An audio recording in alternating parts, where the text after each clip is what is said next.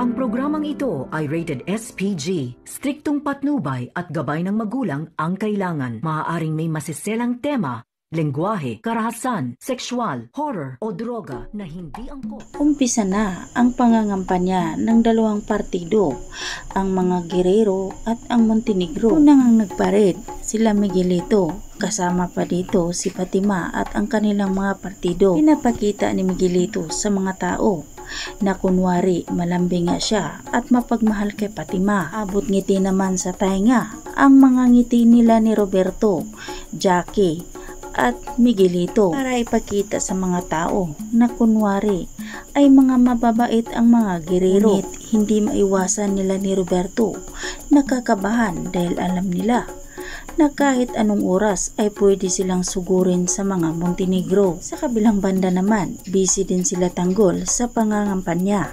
Mas marami ang supporter ni Tanggol kaysa kay Miguelito at sumisigaw pa ito na Tanggol bilang mayor sa ingay ng mga tao na sumisigaw na Tanggol. Hindi inaakala ni David na maririnig niya ang pangalan ni Tanggol. Nagising si Tanggol dahil nga ay natulog ito. At sumilip nga siya dahil inaakala niya ay nanaginip lang siya. Ngunit totoo pala ang nakita niya na nangampan niya si Tanggol. Lumabas si David sa kanyang pinagtaguan at pinuntahan niya ang naroroonan ni Tanggol. Ngunit hindi nga siya makalapit agad dahil sa daming tao na nagsiksikan. Tinutulak niya ang mga tao para lang siya makadaan at makalapit kay Tanggol. Ngunit hindi siya makalapit dahil hinarangan siya. Kaya sumigaw na lang siya kay Tanggol. Nakailang beses si David na sumisigaw kay Tanggol hanggang sa napansin siya ni Tanggol at narinig. At dahil ay tumatakbo ang sinasakyan ni Tanggol, agad ngang pumunta si Tanggol sa likuran ng sasakyan. At doon nga sinabi ni David na kuya mag-ingat ka dahil ipapatumba ka ni Miguelito. Naguguluhan si Tanggol kung bakit nga sinabi ni David ito sa kanya. At inisip niya na baka na lang ni David ito para makalapit ito. Natahimik si Tanggol at tila bang parang nawawala sa kanyang sarili. Samantalang nalaman naman nila ni Boss Divina na nandyan ang mga Guerrero. Alam nila ni Boss Divina na may malaking giyera na mangyayari. Kaya binilisan nila para maproteksyonan nila ang grupo ni Tanggol. Di nagtagal ay nagpang-abot na nga ang pamilyang Guerrero at Montenegro. Galit na galit si Miguelito kaya inunahanan niya ng paulanan ng bala ang grupo nila ni Tanggol. Pinadapa agad ni Tanggol ang kanyang mga kasamahan at dito na nga lumaban si Tanggol. Nagkaputukan, nagkapalitan ng bala ang pamilyang Guerrero at Montenegro. Walang gustong umatras, puro mga matatapang. Ngunit tila bang nag-alala si Roberto kay Miguelito na matamaan ito.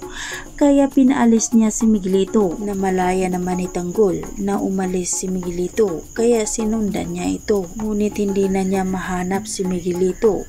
Si David ang nakaharap niya kaya nagkatutukan ng baril ang dalawa. Dito na nga sinabi ni David kay Tanggol na nagbagong buhay na raw siya at hindi na siya kaaway at kakampi na nga raw silang dalawa. At gusto na nga niyang humingi ng tawad kay Tanggol. Ngunit hindi naniniwala si Tanggol sa kanya. Pero nang dumating na si Miguelito, agad nga silang binaril ni Miguelito. Dito nga sinabi ni David kay Tanggol na mag-ingat ka kuya. Kaya mabilis namang nakailang si Tanggol sa bala. Unti-unti nang naniwala si Tanggol kay David na kumampi na nga ito sa kanya at hindi na siya tinuring na kaaway. Ating ang mga tauhan ni Miguelito at pinagbabaril sila.